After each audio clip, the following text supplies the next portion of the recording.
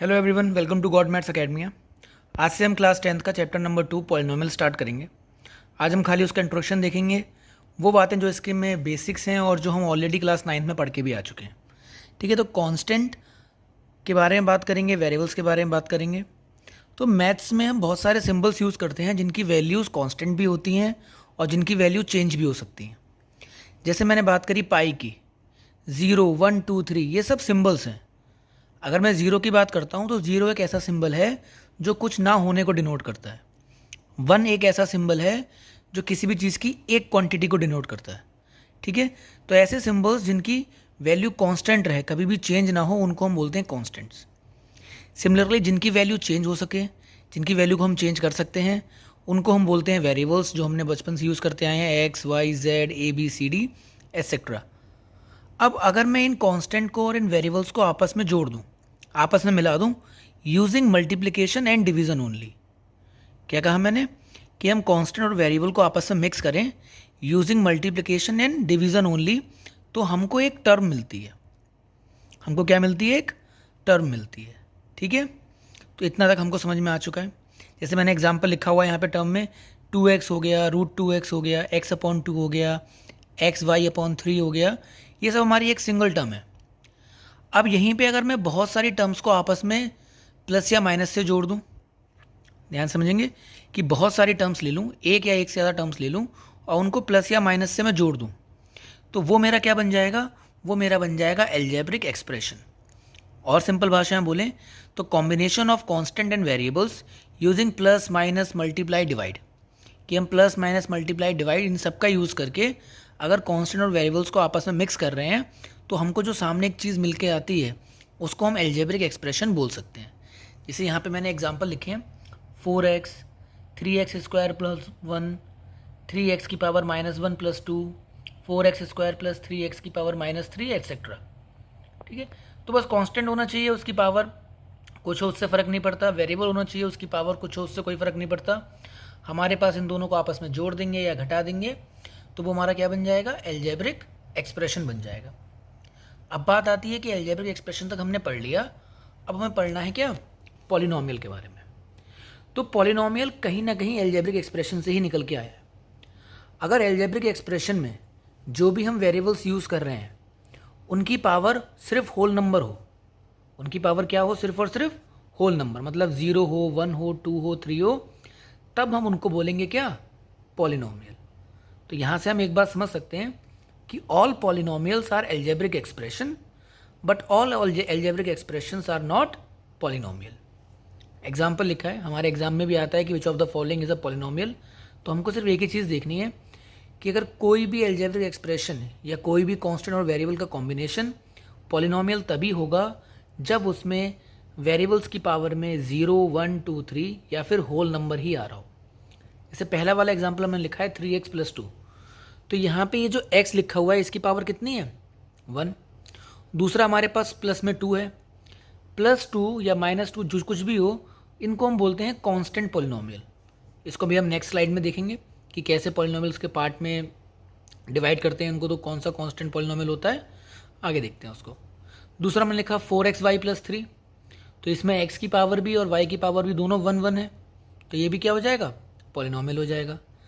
Third वाला हमने लिखा है 4x/y + 3।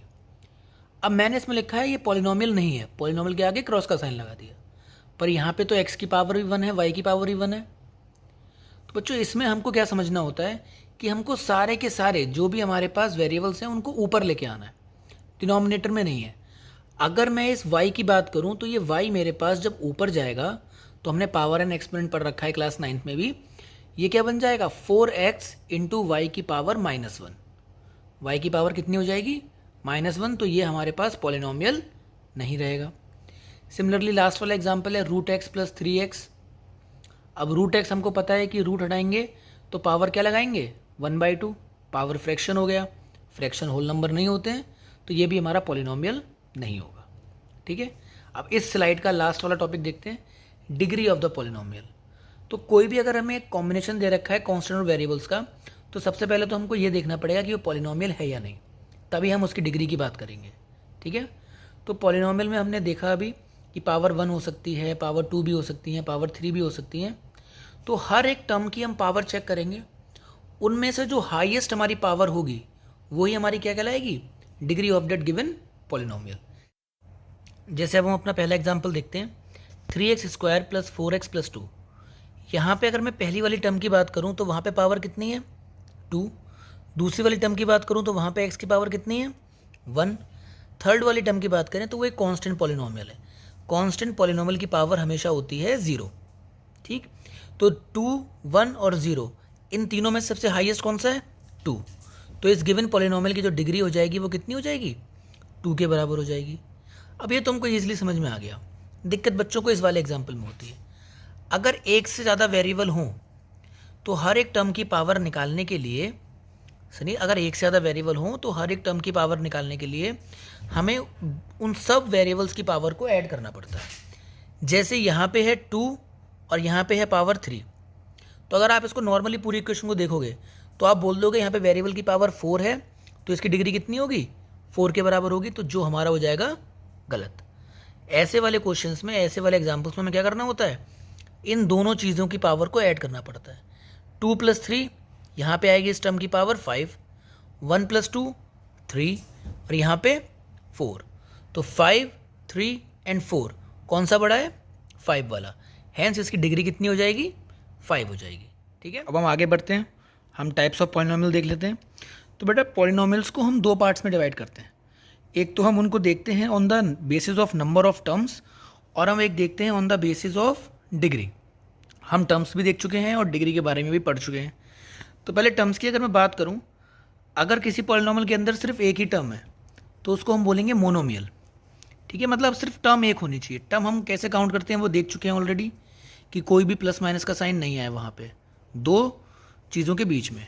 जैसे 2x हो गया, खाली मल्टीप्लाई डिवाइड है यहाँ पे, x/2 हो गया, -x² हो गया, 2, 3 पाई एसेट्रा।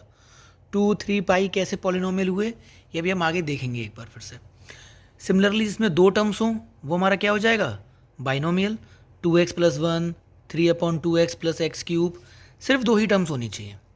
ठीक, सिमिलरली हमारा ट्राइनोमियल क्या होता है, इसमें 3 टर्म्स हों। सामने मैंने आपके एग्जाम्पल लिखे हुए हैं, आप आराम से देख सकते हैं कि कैसे हम ट्राइनोमियल को डिफाइन करेंगे। तो ये तो ईजी है, इसमें कुछ खास हमारे पास है नहीं, हम ऑलरेडी 9th क्लास में भी देख चुके थे। मेन आता है हमको ये समझना कि on the basis of degree की अगर हम बात करें तो अगर डिग्री 1 है, मतलब हाईएस्ट पावर किसी भी टर्म की कितनी आ रही है, 1, तो उसको हम बोलेंगे लीनियर। इसमें कोई फ़र्क नहीं पड़ता है कि कितनी टर्म्स हैं, टर्म्स एक भी हो सकती है, टर्म 100 भी हो सकती हैं, कोई फ़र्क नहीं पड़ता जब हम डिग्री के बेसिस पे उसको डिफाइन कर रहे होते हैं। बस हाईएस्ट पावर कितनी होनी चाहिए, 1 के बराबर। जैसे हमने एग्जाम्पल लिखा है 2x + 1, 3x, 4x - 1, √x3, √3x। ठीक है, तो ये सारे के सारे लीनियर हो गए। अब जिनकी पावर हाईएस्ट कितनी हो, 2, तो उनको हम क्या बोलेंगे, क्वाड्रेटिक। खाली x² भी क्वाड्रेटिक है, x² + 1 भी क्वाड्रेटिक है, 3x² - 2x + 1 भी क्वाड्रेटिक है। ओके, अब इसको हम सिमिलरली x और y के हिसाब से भी कर सकते हैं, जो हमने लास्ट एग्जाम्पल देखा था डिग्री वाला। तो उसमें भी हमें कंबाइन करके जो पावर आनी चाहिए वो 2 के बराबर ही आनी चाहिए हाईएस्ट। सिमिलरली हमारा क्या है कि अगर पावर हाईएस्ट कितनी है, 3, तो ऐसे पॉलिनोमियल को हम बोलेंगे क्यूबिक पॉलिनोमियल। अब ये तो ईजी है, इसमें से कुछ खास से खास पूछेगा भी नहीं। अब लेक्चर में आगे बढ़ते हुए दो इम्पॉर्टेंट चीज़ें, एक हमारा कांस्टेंट पॉलिनोमियल जिसके बारे में हम बहुत देर से देख रहे हैं, और एक उसका एक्सेप्शन ज़ीरो पॉलिनोमियल। अगर मैं कांस्टेंट पॉलिनोमियल की बात करूं तो बेटा कांस्टेंट पॉलिनोमियल में जो डिग्री होती है वो 0 होती है।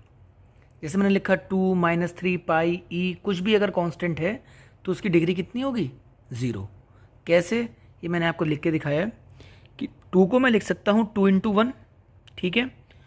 और किसी भी चीज़ की पावर अगर 0 होती है, तो हम पावर एक्सपोनेंट चैप्टर में पढ़ चुके हैं कि किसी भी चीज़ की पावर अगर 0 होती है तो उसकी वैल्यू 1 के बराबर होती है। हैंस 1 को मैं x की पावर 0 के टर्म्स में लिख सकता हूँ या y की पावर 0 के टर्म्स में लिख सकता हूँ। सिमिलरली -3 को भी ऐसे कर सकते हैं, पाई को भी ऐसे कर सकते हैं। तो अगर हम ध्यान से देखें, इन सब को मैं 2x की पावर 0 -3x की पावर 0 के फॉर्म में लिख सकता हूँ। हैंस यहाँ पे जो वेरिएबल आया उसकी पावर कितनी हुई, 0। तो हम कह सकते हैं कि कांस्टेंट पॉलिनोमियल की जो डिग्री होती है वो कितनी होती है, 0 के बराबर होती है। ठीक, अब इसमें एक एक्सेप्शन है। वो एक्सेप्शन क्या है, खुद ज़ीरो। अगर मैं ज़ीरो की बात करूँ, जैसे 2, 3, 4 की बात करी, ऐसे अगर ज़ीरो की बात करूँ तो ज़ीरो की डिग्री जो होगी बेटा वो अनडिफाइंड होगी। हम ज़ीरो की डिग्री को डिफाइन नहीं कर सकते। वाई? बिकॉज जैसे मैंने कहा बाकी सारे नंबर को मैं 2 इंटू एक्स की पावर ज़ीरो लिख सकता था, मैं ज़ीरो को भी ऐसे ही लिख सकता हूँ 2 इंटू एक्स की पावर ज़ीरो, तो उसका आंसर ज़ीरो आएगा। बट अगर मैं कुछ और भी ट्राई करूँ, मैं ज़ीरो को 0 इंटू एक्स की पावर 1000 लिखूँ, तब भी मुझे वापस ज़ीरो ही मिल रहा है। लेकिन ये 2 इंटू एक्स की पावर 1000 के साथ में केस नहीं है। ठीक है, सिमिलरली मैं 0 इंटू कुछ भी करूँगा, मुझे आंसर फाइनली ज़ीरो ही मिल रहा है। हेंस मैं यहाँ पे किसी भी चीज़ की मल्टीप्लाई कराऊँ, कितने भी पावर का वेरिएबल डाल दूँ, कोई फ़र्क नहीं पड़ने वाला ज़ीरो की वैल्यू में। ठीक है ना। तो इसका मतलब मैं उसकी जो डिग्री है उसको डिफाइन नहीं कर पा रहा हूँ कि ज़ीरो है कि 299 है कि 1000 है कि -100 है। तो हेंस ज़ीरो की जो डिग्री होती है वो अनडिफाइंड होती है। ईजी से आपके में क्वेश्चन आ सकता है कि what is the degree of zero polynomial, तो हम बोलेंगे इट इज़ अनडिफाइंड। ठीक है।